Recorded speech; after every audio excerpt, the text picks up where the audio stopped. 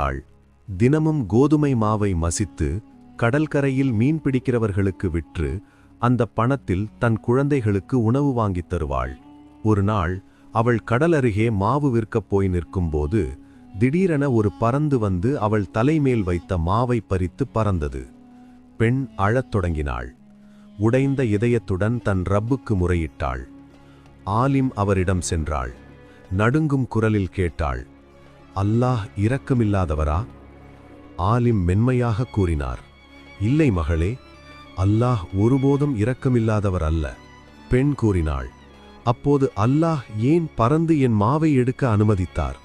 அவன் அறிந்திருக்கிறான், அது மூலமே என் குழந்தைகளின் வயிறு நிரம்புகிறது. ஆலிம் சமாதானமாக கூறினார், நீ இப்போது அல்லாஹின் ஹிக்மத்தை புரிந்து கொள்ள முடியாது. பொறுமையாக இரு. அல்லாஹ் இதைவிட 100 மடங்கு கொடுப்பான். அவன் நம்மை அதிகமாக விரும்புகிறான். இந்த உரையாடல் நடக்கையில் வாசலில் கதவு தட்டும் சத்தம் கேட்டது. கதவை திறந்தால் 10 வணிகர்கள் கைகளில் பணத்துடன் நின்றனர்.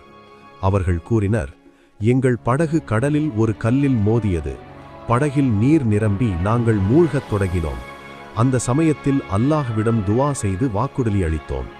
காப்பாற்றினால் ஒவ்வொரு வணிகரும் 100 திர்ஹம் சதுகா செய்வோம் என்று. அப்போதே ஒரு பறந்து மாவுடன் வந்தது. வேறு வழியின்றி அந்த மாவால் படகின் சுரங்கத்தை பூசிவிட்டோம். அல்லாஹ் மாவை கரையாமல் நம்மை காப்பாற்றினான். ஆலிம் புன்னகைத்து அந்த பெண்ணிடம் கூறினார், பார் மகளே, அல்லாஹ் உன்னிடமிருந்து சிறிய அளவு மாவை வாங்கி அதன் விலையை பல மடங்கு திர்ஹமாக்கினான். இப்போது போய் உன் குழந்தைகளுக்கு உணவளித்து உன் ரப்புக்கு நன்றி செலுத்து. அல்லாஹ் தாமதம் செய்வது அதைவிட சிறந்ததை நமக்கு வழங்குவதற்காகத்தான். அவன் ஒருபோதும் தன் அடியார்களை கைவிட மாட்டான். ஒரு ஏழை பெண் இருந்தாள்.